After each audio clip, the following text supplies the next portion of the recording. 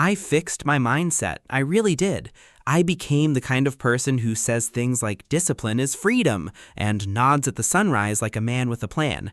I made the notebooks, I watched the motivational videos, I even wrote new me in a journal, which is usually the first sign that no one in the house should trust me with a long-term goal. But then my habits showed up like unpaid interns who never read the update memo. They are still operating on the old system where tomorrow is a lifestyle, 5 more minutes is a religion, and I'll do it after this snack is the beginning of a tragic documentary. I fixed my mindset and expected my habits to magically get inspired, as if the brain sends a group email to the knees, the phone, the bed, and the fridge saying, "Attention everyone, we are now serious." No. My habits are still out here like, we hear your new standards and respectfully decline. And that's the real problem. A mindset shift is beautiful, it's powerful, it feels like stepping into your future. Then your old habits jump out from behind a couch with snacks and bad timing, because nothing tests personal growth like your alarm going off at 6 a.m. and your body filing a complaint. If you've ever upgraded your mindset while your habits stayed emotionally attached to chaos, this video is for you. Stay to the end because I'm going to give you a simple system to make your habits finally stop acting like they were raised by confusion. And yes, you will probably recognize yourself in this video. That's not an insult, that's the whole point. Growth gets easier once we stop pretending we're mysterious. So let's get serious for a second.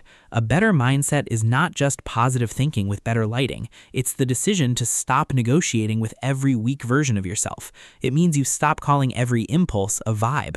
It means your life stops being directed by convenience. But here's the irony. Most people think once the mindset changes, everything else falls into line like disciplined little soldiers. In reality, habits are more like toddlers with Wi-Fi. They don't care about your intentions. They care about repetition, comfort, and the easiest possible route to disaster. That is why people announce they are changing their life on Monday and then spend Tuesday explaining why they had a rough morning, a rough lunch, a rough afternoon, and somehow a rough evening too. The mindset was serious. The habits were not invited, but they came anyway and started rearranging the furniture. So this video is not about pretending you can become perfect. Please, perfection is just procrastination wearing expensive shoes. This is about building habits that are so simple, so small, and so repeatable that even your lazy afternoon self can't sabotage them with effort. Here's what you'll get from fixing this gap between mindset and habits. First, you stop feeling like a fraud every time you say you're serious. That alone is worth something. Second, you waste less energy trying to start over every other day. Starting over is not a strategy. It's a lifestyle for people who keep losing arguments to their own comfort. Third, your confidence becomes real, not the fake confidence of "I have a vision," but the kind that comes from actually doing what you said you would. Fourth, your days become cleaner. Not magically beautiful, just less chaotic. And a less chaotic life is already a luxury. Fifth, you become harder to distract. Not impossible, don't get dramatic, but harder. So the benefit is not just feeling motivated. Motivation is a charming guest. It visits, it leaves. Sometimes it forgets to take the trash out. Real change is when your habits keep working after the motivation has left the building. Now let's talk about the problem, because this is where most people accidentally sabotage themselves. They try to fix their whole life at once. New mindset, new routine, new meal plan, new sleep schedule, new business, new gym identity, new personality, new hairstyle, and somehow a completely new childhood too. That is not growth. That is a hostage situation. Your habits hear that announcement and immediately go into hiding. They know you are not serious when you start acting like a motivational montage from day one. The real issue is that habits live in the body, the environment, and the routine. You can think your way into a better identity, but if your phone is beside your bed, your snacks are on the table, and your notifications are louder than your self-respect, your mindset will keep losing to convenience. That's why people keep saying things like, "I know what to do, I just don't do it." Yes, because knowing and doing are not the same planet. Knowing is a lecture, doing is a habit with shoes on. And let's be honest, part of the problem is emotional. Some habits are not habits, they are comfort blankets with bad consequences. The late night scrolling, the random snacking, the "I deserve a break" that somehow lasts 4 hours, the "I'll start tomorrow" that keeps getting promoted.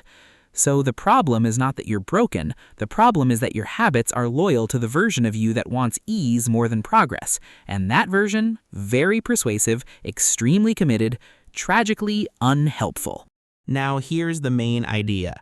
Your mindset does not need to be louder than your habits. It needs to be stronger than your excuses. That sounds noble, and it is, but it also means you stop waiting for some magical emotional alignment where your brain wakes up, your legs become disciplined, and your calendar suddenly develops morals. The goal is not to become a person who never feels lazy. The goal is to become a person who can feel lazy and still do the thing. That is actual maturity. Not the kind people post online with sunrise photos and a caption about becoming unrecognizable. Please, half those captions are written from bed. So how do you do it? You shrink the habit until it stops being scary. 5 minutes, 1 page, 1 walk, 1 glass of water, 1 clean corner, 1 tiny action that makes your brain annoyed because it expected a grand performance and instead got a simple instruction. That's the trick. Your brain loves drama. Habits hate drama. If the step is tiny enough, it bypasses the whole negotiation committee in your head. The committee that meets every morning and says things like, yes, discipline is important, but what if we started after 1 more video? The main idea is simple. Don't wait to feel like a new person. Behave like one in very small ways until your habits catch up. Because identity is not built in declarations, it is built in repetitions.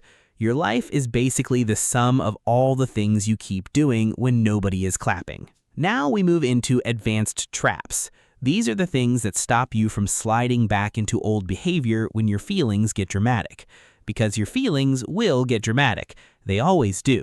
One bad morning and suddenly the old habits are back like they were never evicted. Trap 1, design your environment for the person you want to be, not the person who gives up after a mild inconvenience. Put the book on the pillow. Put the workout clothes beside the bed. Put the water bottle where you'll see it. Make the good habit easier than the bad one because you're not always going to be in a heroic mood. Trap 2, remove friction from the right habits and add friction to the wrong ones.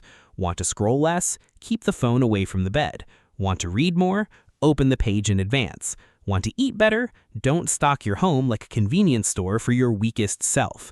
That pantry is not innocent. It is a trap with snacks.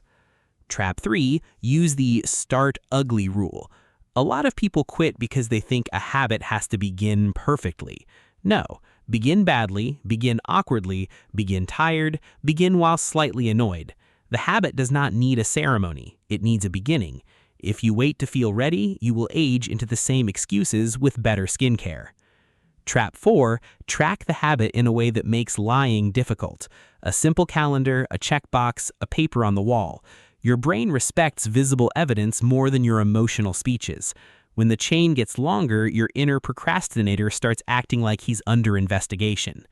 Trap 5, prepare for the relapse before it happens. Not because failure is inevitable, but because you are not a machine. Some days the habit will slip. Fine. The answer is not to burn the whole week down because one day was messy. The answer is to restart with less drama and more honesty. And here comes the savage part. Most people don't need more motivation. They need fewer lying environments. The couch is lying to you. The phone is lying to you. The "I'll just rest first" voice is absolutely lying to you with confidence. If you want the habits to change, the room has to change. The routine has to change. The default has to change. Otherwise, you are just a highly inspired person standing in the middle of the same old triggers with a notebook and false optimism. Now, let's put all of this into a 1-week challenge. Nothing extreme, nothing dramatic, no reinvention speeches. Just 7 days of small actions that prove your mindset is real. Day 1, choose 1 habit. Just 1, not 10, 1. Make it so small it feels almost embarrassing. Drink water in the morning. Read 1 page. Walk for 5 minutes. Write 1 paragraph. You are building trust, not trying to win an Olympic medal in self-improvement. Day 2, attach the habit to something you already do. After brushing your teeth, do the habit. After making coffee, do the habit. After opening your laptop, do the habit. Existing routines are sneaky little bridges into better behavior. Day 3, reduce friction. Put the thing where you can see it. Set the scene the night before. If the habit requires a scavenger hunt, you're already negotiating with failure. Day 4, notice the excuse without obeying it. The excuse will sound very reasonable. It always does. I'm tired, I'm busy, I'll do it later. Yes, and the sun will rise tomorrow and your habits will still be waiting like unpaid bills. Day 5, do the habit even if it's ugly. This is where people usually quit because they wanted a transformation and got a mediocre start. Good. Mediocre starts are still starts. The point is not to feel impressive. The point is to keep the chain alive. Day 6, celebrate the consistency, not the performance. You don't need confetti for every small win, but you do need to acknowledge progress. Otherwise, your brain thinks nothing changed and goes back to being dramatic for attention. Day 7, review what worked and keep the best part. Not every habit needs to survive in the same form. The goal is not to prove your worth to the universe. The goal is to create a version of life that doesn't require daily rescue. And here's the warm truth underneath all the sarcasm. You do not need a perfect mindset to build better habits. You need a repeatable one, a usable one, a quiet one that can survive ordinary days. That's where real change happens. So if your mindset has changed but your habits haven't gotten the memo yet, don't panic. Shrink the task, change the room, track the wins, restart without making it a tragic event. Your habits don't need your speeches. They need your repetition. Because the version of you you're trying to become is not built in one big moment. It's built in the boring, ordinary, unglamorous actions you keep choosing when nobody is watching.